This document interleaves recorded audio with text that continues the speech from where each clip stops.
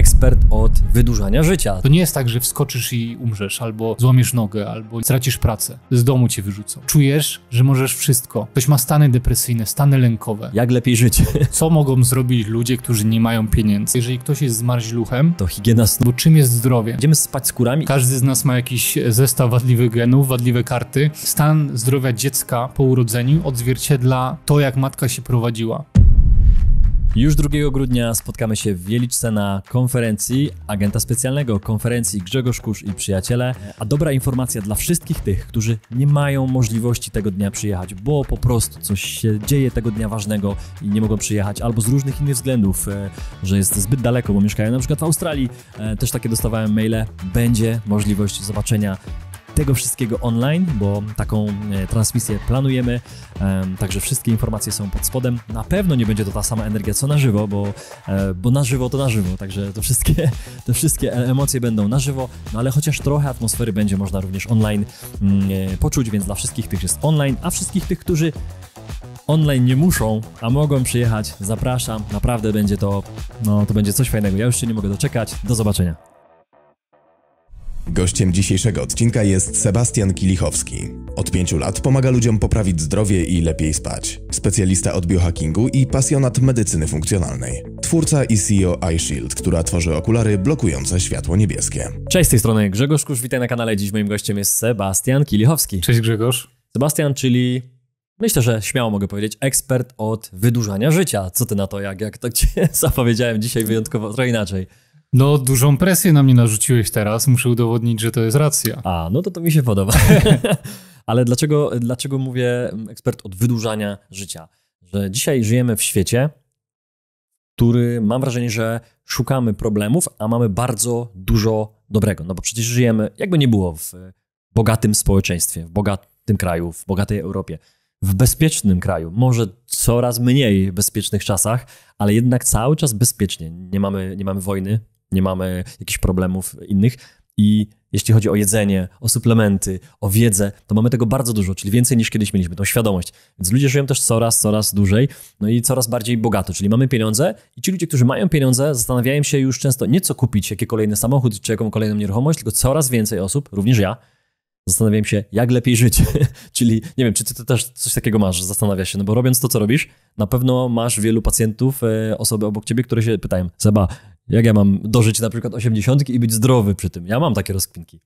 Tak, często się to pojawia. Może nie jak dożyć 80 czy 100, ale bardziej jak mieć więcej energii, chęci do działania i żyć w zdrowiu po prostu dłużej.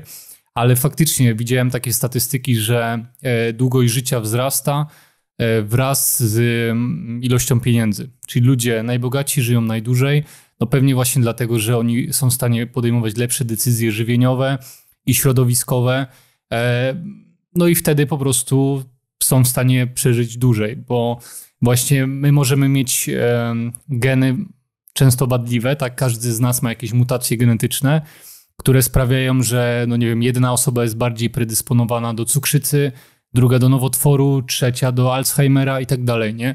Każdy z nas ma jakiś zestaw wadliwych genów, wadliwe karty na ręku, ale to w jakim środowisku żyjemy tak naprawdę określa, czy te geny będą aktywowane, czy nie. To się nazywa epigenetyka, czyli powiedzmy twój garnitur genetyczny to jest pistolet naładowany amunicją, tak, naładowany nabojami, ale on sam z siebie nie pociąga za spust. I tym, co pociąga za spust, jest środowisko, czyli ta właśnie epigenetyka. I możesz mieć geny wadliwe, czyli geny odpowiedzialne za cukrzycę, ale one nie muszą być aktywowane. I to właśnie zależy od twoich wyborów dietetycznych, czy o 23 jeszcze będziesz otwierał lodówkę i jadł ciasteczko, czy może już zrobisz sobie post nocny na 3 godziny przed snem, czy będziesz podjadał między posiłkami, czy będziesz się bombardował sztucznym światłem niebieskim wieczorem. Więc od tych takich małych decyzji tak naprawdę zależy to w dużej mierze nasza jakość życia i to, ile będziemy żyć. Mhm. Brzmi to niby prosto, znowu, jak na tak trudne pytanie i tak obszerne i związane z długością życia, z jakością życia, to można by powiedzieć, kurczę, znowu proste rzeczy. Przecież to jest takie łatwe, że czasami tego nie robimy. Zanim dzisiaj rozpoczęliśmy rozmowę, zawsze tak jest, że z gośćmi rozmawiamy sobie tutaj za kamerami, pijąc kawę i często wpadają nam jakieś pomysły, mówimy, to powiemy o tym. No i teraz jest ten moment, że powiemy o tym. I ten moment to jest film w zasadzie. To jest film, który ostatnio zobaczyłem na Netflixie z polecenia. Tak sam z siebie nie włączam Netflixa, żeby szukać, tylko jak dostaję polecenie, to mówię, o, fajny film, oglądam. I ten film nazywa się, no właśnie, nie pamiętam jak się nazywa, ale wiem o czym jest. Niebieskie strefy? Niebieskie strefy, coś takiego, więc przepraszam za to, że nie pamiętam dokładnie tytułu, bo wymyśliliśmy to parę minut temu, ale chodzi o to, że w tym filmie są pokazane kilka stref na świecie, nie wiem, 7-10 miejsc, w którym szczególnie wyjątkowo długo ci ludzie żyją. Gdzieś tam w Azji, gdzieś w Australii, gdzieś w Europie i wszędzie tam jedzie reporter, pomysłodawca tego filmu i rozmawia z tymi ludźmi odnośnie tego, dlaczego oni żyją długo, dlaczego w tym miejscu, dlaczego w tej wiosce, dlaczego w tym mieście, bo to są różne miejsca na ziemi, ci ludzie wyjątkowo długo żyją. I powiem ci, że jak ja to zobaczyłem, to czekałem znowu na jakąś taką, wiesz, pigułkę, jesteśmy przyzwyczajeni, o, dostanę teraz takie rozwiązanie, że jak to wdrożę, to będzie zmiana. I tam często są proste rzeczy, czyli, tak jak mówiłeś, czyli dużo ruchu, czyli mało stresu, czyli ja pierwszą rzecz, którą wyciągnąłem do mnie i wdrożyliśmy ją do życia codziennego, to jest jedzenie na 80%. Coś tak prostego, na czym to polega? No na tym, że jeśli zjadasz i już czujesz nasycenie, to warto odstawić jedzenie, a nie zjeść wszystko, co mamy na talerzu, bo często tak robiłem, w zasadzie zawsze tak robiłem, że zjadałem, no jest na talerzu, to trzeba zjeść. A tam powiedziano, że najadaj się na 80%. I dla mnie to był jakiś szok i widzę ogromną zmianę przez te kilka miesięcy już. Nie tylko, że brzuch spadł, ale też, że mam lepsze samopoczucie, lepiej mi się śpi. Myślisz, że ta zmiana mogła mieć wpływ na mnie, czy tak mi się tylko wydaje i ja sobie szukam rozwiązań? Wydaje mi się, że mogła, ponieważ jeżeli ty wcześniej obiadałeś się przed snem, no to wpływało na jakość snu, a w nocy też spalamy tkankę tłuszczową, spalamy tłuszcz, więc w długim okresie mogło to mieć wpływ na to, że zgubiłeś parę kilogramów, więc jak najbardziej. Jak najbardziej. No to kolejna rzecz, którą ja też wielokrotnie mówiłem, ale to jest nowy film, więc pewnie będą nowi widzowie, to jest taka higiena snu, o której ty często mówiłeś i kiedyś mi o tym powiedziałeś, spodobało mi się to, higiena snu, żeby w ogóle zadbać o swoją sypialnię. I chciałbym, żebyś może na swoim przykładzie przeszedł od tego momentu, kiedy spałeś, tak jak kiedyś spałeś w sypialni, która też była sypialnią, ale doszedłeś do tych zmian, które są dzisiaj. Co tam się zmieniło w tej sypialni? No bo to jest może to samo nawet pomieszczenie, może nawet to samo łóżko, ale ileś zmian zostało zrobionych, że dzisiaj ci się po prostu lepiej śpi. Ja na swoim przykładzie zrobiłem kilka i dla mnie to jest kolosalna różnica na plus, jeśli chodzi o spanie, a to jest bardzo ważny element życia. Samo urządzenie sypialni to jest jedna kwestia, ale jeszcze taka rozgrzewka przed wejściem do tej sypialni, tak jak robimy, wiesz, idziesz na siłownię, to robisz sobie rozgrzewkę na bieżni, to też ważna jest ta godzina przed pójściem do sypialni, czyli jeżeli my zasypiamy 23, no to ta ostatnia godzina przed snem jest bardzo kluczowa, bo jeżeli dla przykładu my już w samym łóżku jeszcze przed snem scrollujemy Instagrama, oglądamy Netflixa albo mamy telewizor w sypialni i zasypiamy przy telewizorze, to jest najgorsza opcja, jaką możemy sobie zrobić, no bo wtedy jakość naszego snu dramatycznie spada. I też dużo mitów krąży odnośnie snu, bo ludzie mówią, że jeżeli ktoś zasypia po przyłożeniu głowy do poduszki albo śpi 8 godzin, to znaczy, że jego sen jest super jakości. Wcale tak nie musi być. Mogą występować tak zwana fragmentacja snu. To są takie mikrowybudzenia przez całe 8 godzin, jak śpimy. My tego nie odczuwamy, ale rano wstajemy niezbyt wyspani. No i musimy się ratować kawą, czy włączać te budziki i ciężko nam potem wejść w rytm dnia.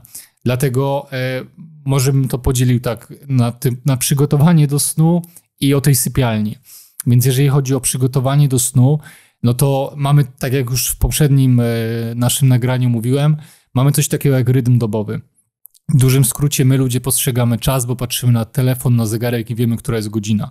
Natomiast nasz mózg, całe nasze ciało nie ma telefonu, nie ma zegarka i wskazówką odmierzającą czas dla całej biologii naszego organizmu jest światło, jakie trafi do naszego oka. No więc jeżeli my o 22 siedzimy przed Netflixem, oglądamy coś na telefonie, scrollujemy Instagram czy inne media społecznościowe, to nasz mózg myśli, że jest środek dnia i nie zaczynamy wydzielać melatoniny, najważniejszej substancji związanej z regeneracją naszego organizmu, bo te wszystkie zasoby, które wykorzystujemy w ciągu dnia, czy to na pracę umysłową, czy fizyczną, nocą muszą zostać zregenerowane. To jest klucz do długowieczności. Jeżeli ta melatonina się nie wydziela co noc, no to tak jakbyśmy nie umyli naczyń po kolacji. Nie umyjesz naczyń po kolacji jednego dnia, to pół biedy, ale nie myj naczyń po kolacji przez 10 lat.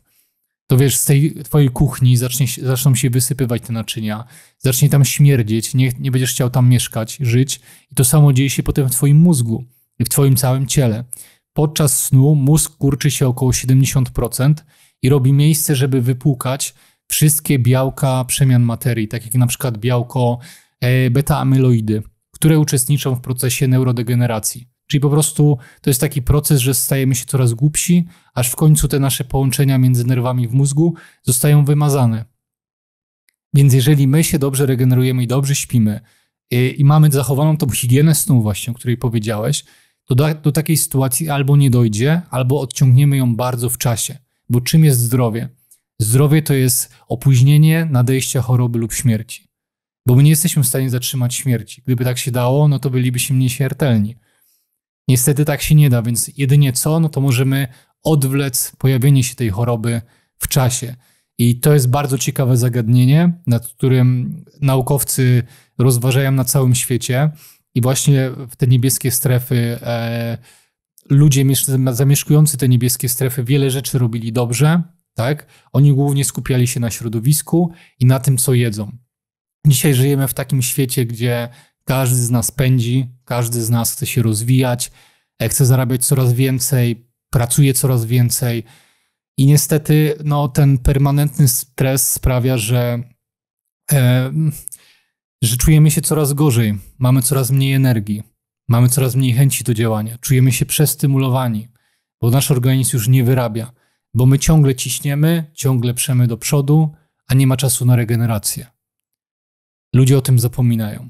Mhm. Jak zacząłeś mówić o tym na początku tego swojego długiej wypowiedzi, to wiesz, co mi się pojawiło w głowie jako przykład? Zwierzęta. Pomyślałem sobie o moim psie, o Milo, który każdego dnia robi różne rzeczy i one codziennie się powtarzają. Czyli jak on wstaje, to on się rozciąga. Zawsze. On po prostu wstaje, budzi się i widać, że on robi taką jakąś psią jogę. I on nie ma zegarka, no bo nie ma zegarka, nie ma telefonu, nie wie, która jest godzina, ale ten, tak jak mówisz, rytm zegardobowy u niego występuje, bo on wie, że musi się rozciągnąć, później potrzebuje toaletę, więc sobie idzie na ogródek, robi toaletę, robi sobie spacer, wraca. Mało tego, on wychodzi na słońce, jeśli jest, i on się grzeje na tym słońcu. Zauważyliśmy to, że jak jest słońce, to on zdecydowanie dłużej siedzi i się grzeje, jak mu jest za ciepło, to się idzie schłodzić, potem znowu wraca do słońca i to robi. A wieczorem, tak jak mówiłeś, że 23, my czasami zaczynamy ten nasz czas, gdzie właśnie włączamy telewizor, odpalamy filmy, scrollujemy telefon. Pies tego nie robi. Nie mówię o telefonie, ale o aktywności. Mógłby być przecież bardzo aktywny. On już jest nieaktywny, on już odpoczywa. Widać, że on już nawet się kuli. I to jest taki moment, że jeśli nawet nie wiemy kiedy i w jaki sposób się zachowywać, to sobie pomyślałem, zresztą mówiło się, idzie spać z kurami. Tak? No to też przecież nie miałem tego nawet w głowie, że to powiem, ale tak nam zostało, że idziemy spać z kurami i się kiedyś śmialiśmy z ludzi, którzy wcześniej idą spać, czyli koło 20, 21, ale oni ze wschodem słońca wstawali. Także to jest taka rzecz, która myślę, że możemy obserwować zwierzęta, bo one, nie wiem, czy ty kiedykolwiek to robiłeś, ale ja obserwując mojego psa widzę wiele rzeczy, o których my zapomnieliśmy. Proste rozciąganie. Moja babcia, prawie 90-letnia, mówi mi do dzisiaj, że ona codziennie rano robi kilka podstawowych jakichś skłonów, jakichś przysiadów, łapie sobie jedną rękę, drugą, żeby chociaż się troszkę porozciągać. Mówi, niedużo, to 3 do 5 minut, wystarczy. Może dlatego ma 90 prawie lat i no jest w pełni sprawna. Także te zwierzęta myślę, że mogą być dla nas takim drogowskazem. Tak, widziałem ostatnio filmik, jak taki w przyspieszonym tempie cały dzień i jak koty, światło słoneczne padało tak trochę do pokoju, że była taka jakby wąska smuga światła. I koty normalnie leżały tak jak to słońce świeciło i się przesuwały wraz z tym, jak słońce się zmieniało. No i to pokazuje, że zwierzęta instynktownie wiedzą, co dla nich jest dobre i to wdrażają. No ludzie niestety, ale często tego nie wdrażają. Często nie mają czasu, bo właśnie wstają niewyspani, to klikną jeszcze tą drzemkę, a gdyby wstali wyspani, to mogliby wstać właśnie pół godziny wcześniej, zrobić tą jogę, porozciągać się trochę, pomedytować i to już jest zupełnie inne wejście w dzień. I tak jak mówisz, te 5-10 minut rozciągania dziennie, 5-10 minut medytacji, to jest taka jedna drobna, mała rzecz, ale robiona regularnie, która może sprawić, że właśnie, że będziemy żyć dłużej w zdrowiu, bo w plecach nam nie będzie strzelać, bo będziemy w stanie jakoś, zdrowiej funkcjonować. Zanim zadam następne pytanie, przypomnę, że Sebastian, będzie możliwość poznania Sebastiana na żywo, bo oczywiście nagrywamy YouTube, więc jest to wszystko online. Mówimy o tym, że te YouTube są złe, że to światło niebieskie jest złe, no ale chcemy przekazywać wiadomości szeroko, więc wiemy, że to jest jedna z najlepszych możliwości, no bo ten film idzie szeroko na cały świat, ale będzie okazja poznać Sebastiana. No mnie też, ale Sebastiana głównie, bo to on będzie na scenie ze swoim wykładem już 2 grudnia w Wieliczce pod Krakowem na konferencji, drugiej konferencji widzów kanału. Także zapraszamy, link pod spodem. Jeszcze zostało trochę biletów, także Sebastian nie tylko będzie miał swój wykład, ale będzie cały dzień, będzie można z nim pogadać, będzie można sprawdzić, bo będziesz miał specjalne urządzenie, jak ono się nazywa? Będę miał spektrometr do mierzenia światła, więc będzie można sobie przetestować, jakie światło emituje wasz telefon, wasz komputer, sprawdzić wasze okulary, czy blokują światło niebieskie, czy nie. Porobimy parę ciekawych eksperymentów. No to jest fajnie. Ja raz byłem przy tych eksperymentach, tych podstawowych z tym spektrometrem i to było takie trochę wow dla mnie, bo byłem przekonany, że na przykład ten filtr, który w telefonie się można tam sobie włączyć w opcjach, to on już wystarcza i byłem przekonany, że przecież po co te okulary, ale okazało się, że nie do końca mam rację. Także zapraszamy, będzie okazja pogadać, przytulić się, przybić piątkę, napić się, zjeść coś dobrego. Dobre rzeczy będą, też jakieś keto z tego, co wiem, tam się szykują. Dobra, to idźmy dalej. Myślę, że mogę wrócić jeszcze do jednego z pierwszych pytań, które tu się pojawiły, bo powiedziałem tam o tym, że część osób, które poukładało sobie finanse, już chciałby teraz układać sobie zdrowie, bo stać ich na przykład na to. Nie mają tego plecaka z tyłu na plecach pełnego kamieni, pełnego problemów finansowych. No mówimy o rozwoju finansowym i zdrowotnym, dlatego to trochę łączę. I wtedy oni nie myślą o zdrowiu, jeśli mają problemy finansowe. Ale jeśli te problemy finansowe już są daleko, no to oni zaczynają się interesować właśnie biohackingiem, długotrwałym, długim życiem, zdrowiem w wieku 80 czy 100 lat. No to pytanie tak trochę w kontrze. Czy tylko osoby, które mają dużo pieniędzy, są w stanie zadbać o to długie, zdrowe życie? Czy są jakieś sposoby darmowe? Bo często ty mówisz o tym, że słońce jest za darmo, jest super lekarstwem, no ale nagrywamy prawie 20 października. To słońce, jak się wychodzi rano, jest ciemno, wraca się, jest ciemno, no to tego słońca nie widzimy. Oczywiście, że ono jest. Jak byś to powiedział? Czy to jest tylko... Czy to długie, zdrowe życie jest tylko dla ludzi z pieniędzmi? Absolutnie nie. Większość rozwiązań, które poprawiają nasze zdrowie, mamy za darmo. Chociażby słońce, tak? Słońce naturalnie emituje ponad 50% światła czerwonego i podczerwonego, które ma właściwości regenerujące. Ono nas w dużym cudzysłowie uzdrawia. No i jeżeli my nie spędzamy czasu na zewnątrz, to skąd mamy czerpać podczerwień? Komputer nie emituje podczerwieni. Telefon nie emituje. Netflix nie emituje. Żarówki w sypialni, w łazience nie emitują. Więc teraz żyjemy trochę w takim świecie, w którym jest tylko i wyłącznie światło niebieskie, które napędza, przyspiesza, powoduje stan zapalny w nadmiarze, a brakuje nam tej regeneracyjnej podczerwieni. Przypomnę, że na ten moment, jak nagrywamy rozmowę, jest ponad 7000 badań naukowych, które pokazują, że podczerwień ma właściwości regenerujące.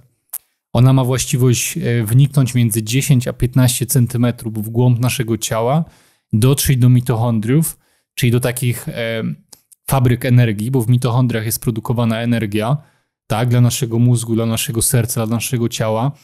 I mówi się, że codziennie potrzebujemy wyprodukować więcej energii niż ważymy. Czy jak ktoś waży 80 kg, to ponad 80 kg ATP, czyli energii, musi wyprodukować codziennie.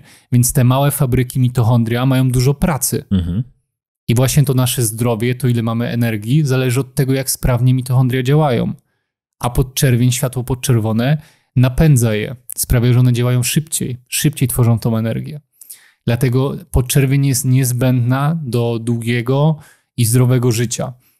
No, jeżeli mamy lato, to sprawa jest prostsza, tak? Częściej wychodzimy na zewnątrz, częściej spędzamy czas chociażby w stroju kąpielowym, bez koszulki, na plaży jeździmy, tak, idziemy w góry, zdejmujemy tam koszulkę, ale mamy większą ekspozycję na naturalne światło.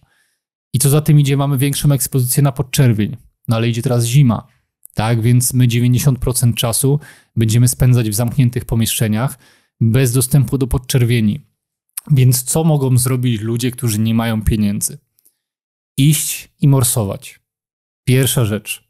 Bo jak morsujemy, no to morsujemy raczej bez koszulki. Więc wystawiamy się na naturalne światło, a nawet jak jest zachmurzone niebo, nawet jak pada deszcz, wieje wiatr, to i tak około 34% światła do nas dociera. I to wystarczy. 5-10 minut dziennie morsowania, już połączymy nawet ekspozycję na światło z ekspozycją na zimno. A ekspozycja na zimno bardzo przyspiesza pracę mitochondriów. Więc to jest tak po prostu natura, ewolucja nas ukształtowała, że my zimą potrzebujemy zimna, żeby dobrze działać. Mhm. I też to, co się pomieszało trochę w świecie ludzi, inaczej, Królestwo Zwierząt pokazało mi, co się pomieszało wśród ludzi. Kiedy zwierzęta są najbardziej grube? O jakiej porze roku? No, jak mają największy dostęp do jedzenia, czyli latem. Dokładnie, lato to jest okres obfitości, więc wtedy zwierzęta są najgrubsze. A kiedy są najchudsze? Zimą. No, w słabym sezonie, dokładnie. A u ludzi jest odwrotnie. Na zimę robimy masę, a na lato redukcję. Tak, przed wakacjami. Tak, no więc to się też pomieszało. Także ekspozycja na zimno jest nam potrzebna i jest za darmo. Więc nie trzeba mieć miliona na koncie, żeby wyjść zimą i wskoczyć do jeziora i pomorsować.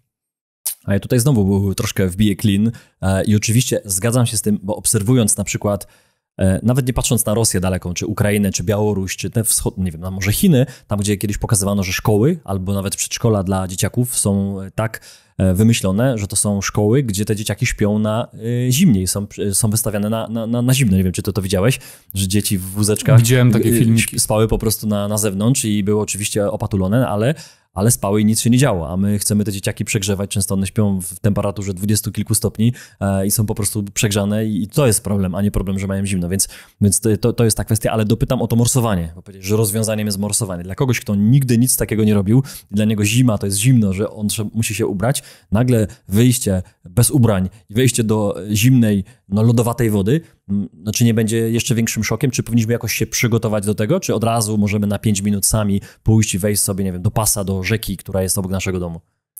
Wiesz, można się przygotować zimnymi prysznicami. Aczkolwiek dla mnie zimny prysznic jest gorszy niż wejść się do lodowatej wody. Naprawdę? Dlaczego? Tak.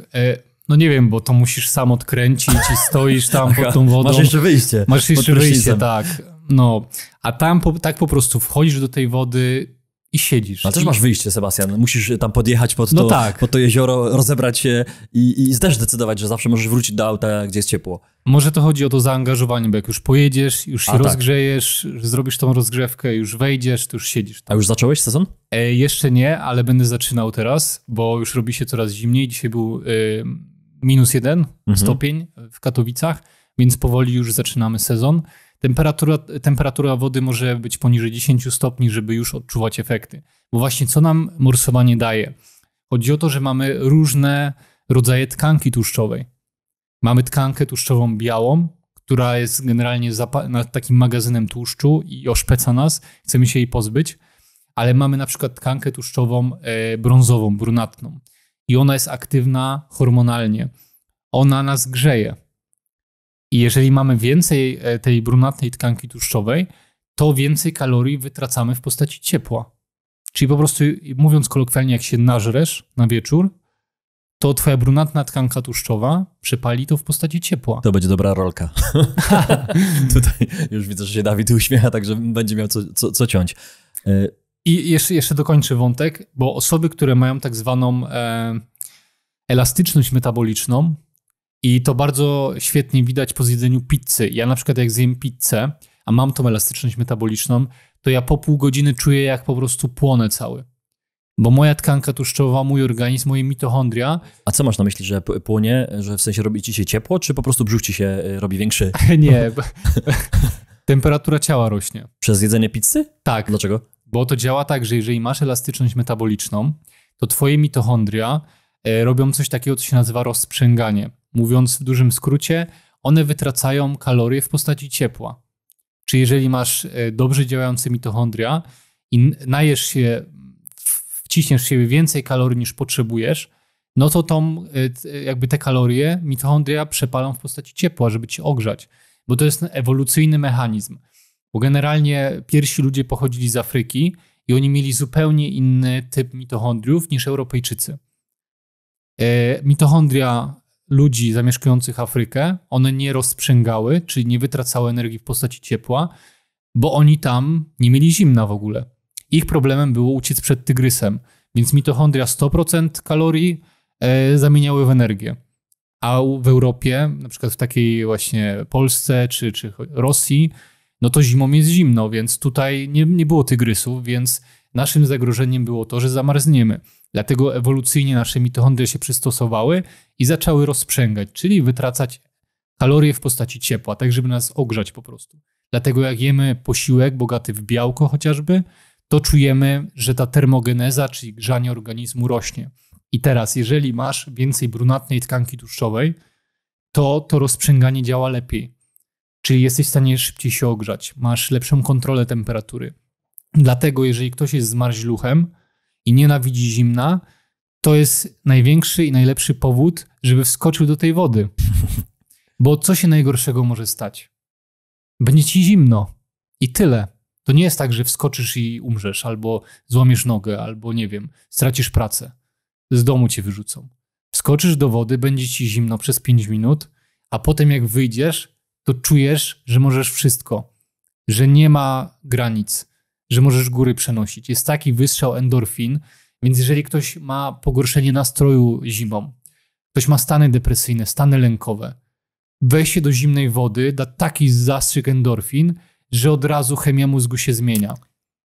A to zapytam tak trochę prywatnie, ale myślę, że też dla naszych widzów wielu, czy łączenie sauny plus wychodzenie z sauny i oczywiście pójście pod zimny prysznic, chłodny, letni, później zimny, a później wskoczenie na przykład do beczki daje taki sam efekt, czy jednak samo morsowanie bez wcześniejszego nagrzewania organizmu to jest zupełnie inny świat? Pytam, bo samemu saunuję plus później się chłodzę i nazywam to takim półmorsowaniem, ale wiem, że to jest zupełnie inny świat, bo ja uwielbiam ciepło, uwielbiam sauny, to potem mogę wskoczyć nawet do zimnej beczki, czy oblać się i odpoczywać na zmrożonym śniegu czy trawie i to uwielbiam, ale samego morsowania jeszcze nie praktykowałem. Myślę, że to jest ten rok i ta zima przede mną, gdzie będę chciał spróbować. Grzegorz, musimy się wybrać i nagrać odcinek. Dobrze. Z jeziora.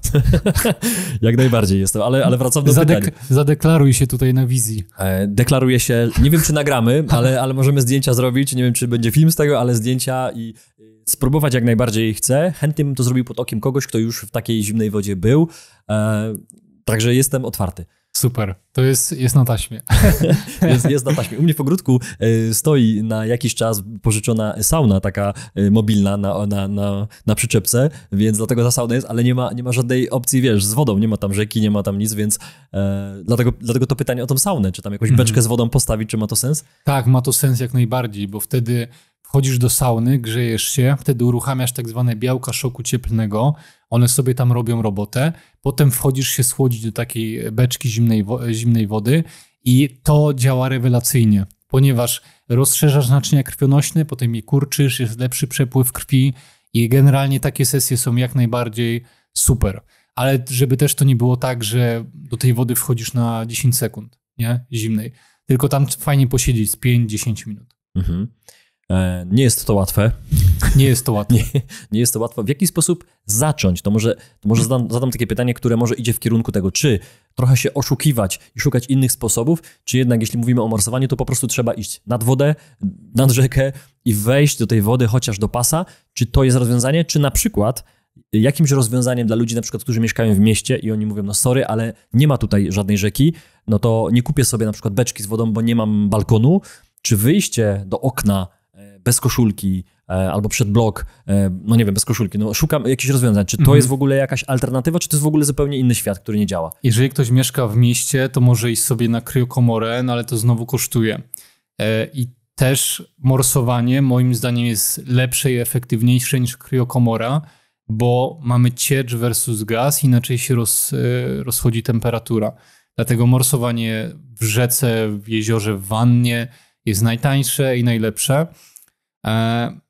Na pewno każdy znajdzie jakiś zbiornik wodny, czy to będzie jezioro, czy wanna, czy Czy na przykład jak ktoś ma multisporta, to na pewno są jakieś sauny w mieście i tam jest takie... Tak, są takie wanny schładzające, tak, są gdzie takie 4 wanny. stopnie chyba woda w niektórych miejscach ma, czyli jest dość zimna, że można faktycznie tam pójść sobie i... Ale mówisz o wannach jeszcze, to dopytam, czyli w domu w wannie możemy sobie, nie wiem, dosypać lodu? Tak? No na przykład dosypać lodu, tylko tutaj wtedy nie będziemy mieli tej ekspozycji na światło podczerwone. Okej. Nie? Więc idealny scenariusz to po prostu jeziorko, jakiś zbiornik wodny na zewnątrz, zabrać kogoś znajomego, kto też nie był, żeby razem te granice przełamać, bo to jest w ogóle fajny taki rytuał, że z kimś idziesz, to też ta druga strona cię motywuje.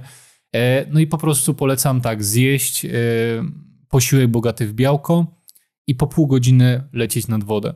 Po pół godziny już białko powoli zacznie nas grzać, no i po prostu robimy rozgrzewkę, tak żeby dogrzać nasze ciało, trochę długości przebiec, trochę pajacyków, pompek, tak żeby po prostu, wiesz, rozgrzać ten organizm, no i wchodzisz do zimnej wody. I im wyżej, tym lepiej, więc powiedzmy, że pierwszą taką granicą może być tutaj splot słoneczny, potem gdzieś do wysokości pachy i potem do szyi. Generalnie w moim przypadku zanurzenie rąk jest najcięższe. Nogi się już przyzwyczaiły bo już chyba to będzie 3. czy 4. sezon morsowania mój, ale właśnie ktoś może sobie na przykład kupić takie buty neoprenowe w Decathlonie za 30 zł, to też wtedy nie czuje tego zimna. Może ktoś sobie kupić rękawiczki, nie? Czapkę, więc może osłonić te kończyny, te miejsca, które najszybciej się wychładzają. No i wtedy jak już siedzisz w tej wodzie, jak już wejdziesz, to po paru minutach zaczyna ci się robić ciepło. Mhm. Opalasz się na czerwono i organizm wtedy daje sygnał i jest taka mobilizacja, bo to jest powiedzmy sytuacja zagrożenia dla twojego organizmu, wejście do lodowatej wody. I idą impulsy, żeby po prostu ogrzać organizm, jest mobilizacja, tkanka tłuszczowa jest spalana tak w dużym uproszczeniu, mówię oczywiście, nie? Co skutkuje potem po wyjściu z wody, tempo metabolizmu rośnie o ponad 100%, dopamina rośnie, serotonina, beta-endorfiny, więc cała chemia mózgu ci się reguluje. Masz takie poczucie, że możesz wszystko, że wiesz, wyskoczyłeś. To nie jest wyjście ze strefy komfortu, wejście do lodowatej wody, jak jeszcze za oknem pada deszcz albo śnieg, a jeszcze jak musisz skruszyć lód łopatą, żeby wejść i zrobić przerębel, to jest wyskoczenie ze strefy komfortu i czujesz się potem jak Bóg. No, jak to słyszę, to coraz bardziej mnie od tego odciągasz, a nie zachęcasz, ale to jest na pewno trudne. To wydaje mi się, że morsowanie powinno być w takim razie w tych porannych albo dopołudniowych godzinach, no bo jeśli mamy mieć energię, to później, żeby ona była spożytkowana w ciągu dnia, a nie wieczorem, że idziemy z tą ogromną energią spać. Dobrze myślę, czy... Wiesz co, lepiej moim zdaniem na wieczór, ponieważ pierwsze morsowania tak wycieńczą twój organizm, że pójdziesz spać. Aha, okej. No, to nie wiem. Tak, więc pierwsze 1, 2, 3 morsowania mogą dać w kość i sprawić, że no po prostu już zaśniesz. Układ nerwowy już będzie taki przestymulowany, że będziesz marzył tylko o tym, żeby wejść pod kołdrę i usnąć. Mhm. Ale potem możesz sobie dopasować, czy to rano, czy po południu, czy wieczorem. No ważne, żeby tak raz w tygodniu iść i mieć tą ekspozycję na zimno. Jak już mamy tyle tematów związanych z morsowaniem, no to drugi raz muszę tutaj nagrać, że faktycznie w tym roku z Sebastianem morsujemy. Zapraszam do Bielska w ogóle, gdzieś tam do rzeki, będzie jeszcze zimniej, będzie jeszcze trudniej dla mnie, ale jak jest trudno, to później ma to sens. Także ja chcę i bardzo chętnie skorzystam z rad nauczyciela, który 4. sezon w tym roku? Czwarty sezon, tak. No, czyli sporo już tych wejść było. Dobra, to już to mamy, myślę, odhaczone. To teraz wróćmy jeszcze do tych mitochondriów może, bo spodobało mi się to, jak porównywałeś się do takich banków energii, takich powerbanków może nawet można powiedzieć, że my potrzebujemy wyprodukować więcej energii w kilogramach niż sami ważymy. To jest w ogóle takie abstrakcyjne, nie? Jak sobie to wyobrazić i skąd my to powinniśmy mieć. To oprócz tych elementów, o których powiedziałeś, tam pojawiła się światło czerwone, ja sobie to kojarzę z sauną, tą infrared chyba, tak? Że często ona to jest takie proste rozwiązanie, ale nie każdy ma saunę, nie każdy może biegać po ogródku, nie każdy może morsować. Jakie inne elementy jeszcze wpływają na to, żebyśmy te banki energii ładowali i mieli tę siłę, która przez najbliższe miesiące będzie nam potrzebna zimą. Może jeszcze powiem, dlaczego w ogóle mitochondria są istotne w takim procesie długowieczności, bo też o niego zahaczyliśmy. Tak. Generalnie jest coś takiego, że w każdej komórce naszego organizmu mamy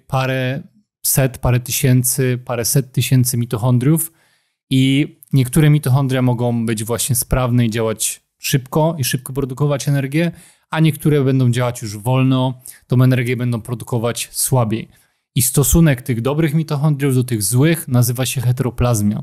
Nie? I co 10 lat heteroplazmia rośnie o 10%.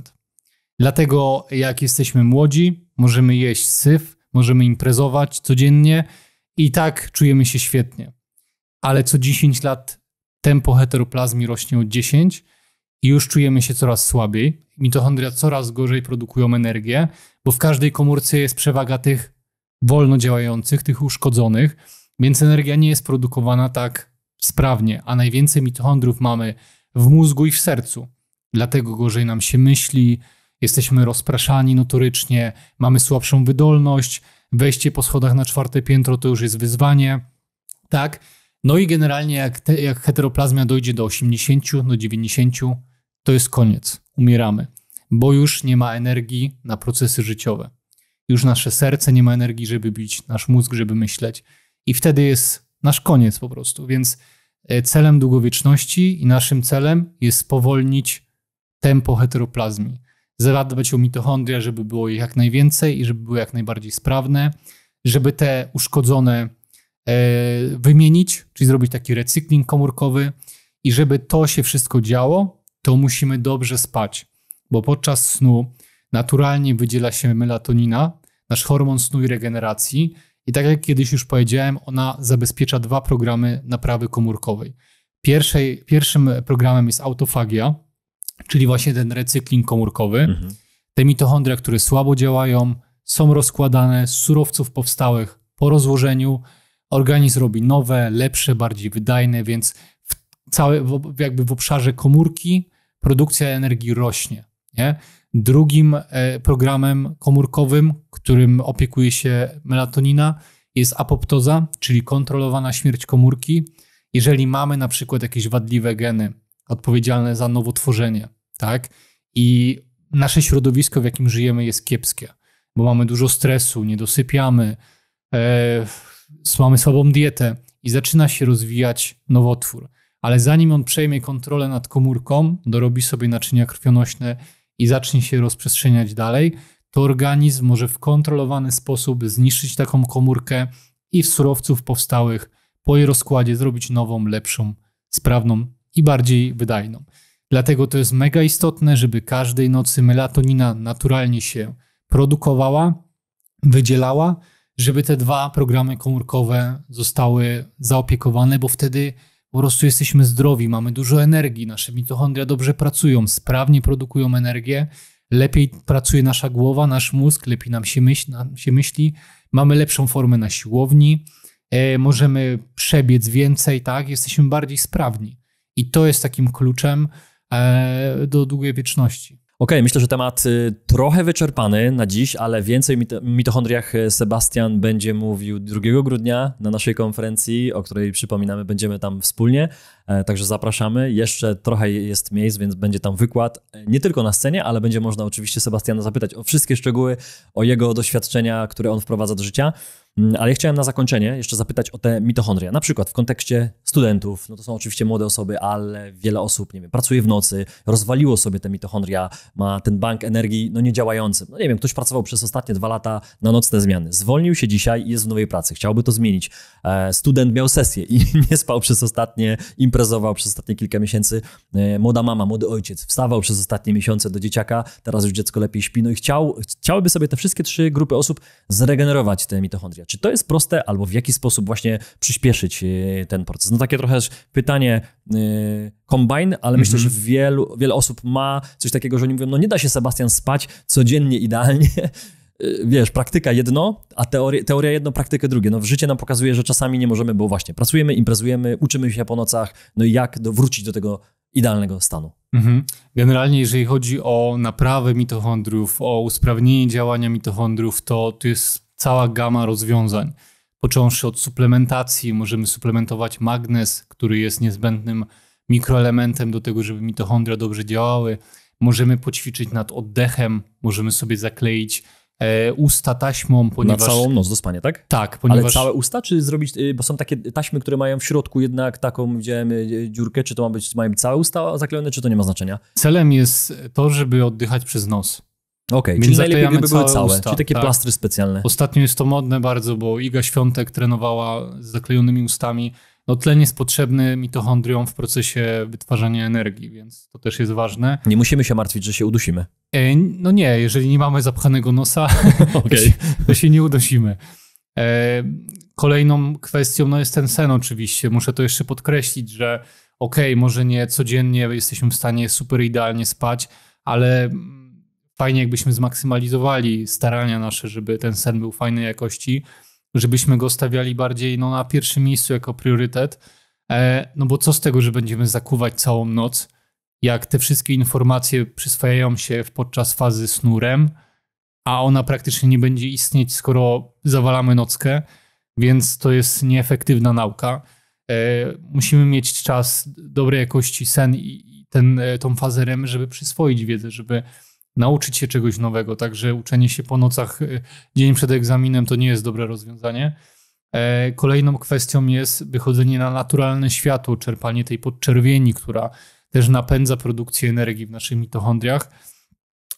Ale myślę, że więcej na ten temat właśnie, tak jak powiedziałeś, powiem na konferencji podczas swojego wykładu, bo temat jest bardzo obszerny. No, są uczelnie, są naukowcy, którzy zajmują się właśnie tematem mitochondriów, jak polepszyć ich działanie, więc temat jest bardzo, bardzo rozległy. No, jako ciekawostkę na koniec mogę powiedzieć, że mitochondria dziedziczymy tylko i wyłącznie od matki. Więc jeżeli nasza mama źle się prowadziła, to my już odziedziczymy pulę być może wadliwych mitochondriów i bardzo często prowadzenie się matki, albo inaczej, to stan zdrowia dziecka po urodzeniu odzwierciedla to, jak matka się prowadziła. Bo jeżeli matka miała dużą heteroplazmię, to ona albo nie urodzi dziecka, albo będą jakieś problemy z tym dzieckiem, albo ono urodzi się z jakimiś wadami. Z jakimi? To wszystko zależy właśnie od tych predyspozycji genetycznych, bo każdy ma inne, prawda? Ale te geny, które są tam zakodowane, one mogą się odpalić, jeżeli to tempo heteroplazmii będzie większe. Także dlatego ewolucyjnie jesteśmy tak stworzeni, że kobiety są bardziej wrażliwe, żeby właśnie przedłużyć gatunek ludzki i żeby te dzieci rodziły się po prostu zdrowe. Ja jestem za każdym razem pod większym wrażeniem twojej wiedzy, Sebastian, i robię coraz większe oczy, jak ty to wszystko łączysz, jaką ty masz wiedzę, jakie dajesz przykłady praktyczne, także dziękuję ci za dzisiaj, bardzo chętnie cię będę gościł ponownie. Nie mogę się doczekać konferencji grudniowej, gdzie przygotujesz prezentację i wykład, ale myślę sobie, że to się dopiero rozwija i cała twoja wiedza i wiedza, którą chłoną nasi widzowie, którzy stwierdzili kiedyś już dawno temu, że nie tylko pieniądze, ale również zdrowie i że jedno i drugie jest ważne. Dlatego też nagrywamy tak dużo o zdrowiu, bo jeśli się ma finanse, to interesuje cię zdrowie. Jeśli nie masz zdrowia, no to też podupadasz i generalnie nie możesz zarabiać pieniędzy, więc to jest wszystko połączone i nie można powiedzieć, że zdrowie jest ważniejsze od pieniędzy lub pieniądze od zdrowia. Wszystko jest w jednym kierunku, także ja myślę, że w ogóle to wszystko będzie ewoluowało. Ja sobie w głowie mam na przykład maraton w wieku 100 lat. Dzisiaj ktoś by powiedział, no niemożliwe, przecież 40-latkowie mają problemy z kolanami i ledwie wchodzą po schodach. No ale właśnie, co się działo wcześniej? Jakby dzisiaj w wieku 30 kilku lat rozmawiamy o tym, jakby było fajnie być 80, 90, a może nawet 100-latkiem, który jest w stanie być sprawny do końca swoich dni. To jest w ogóle takie moje marzenie, żeby nie tyle żyć długo, ale żyć długo w zdrowiu. To jest w ogóle coś fajnego. No i żeby to się wydarzyło, myślę, że takie rozmowy są potrzebne. Także chłoncie, ale nie tylko chłoncie, nie bądźcie bierni, tylko praktykujcie, bądźcie czynni.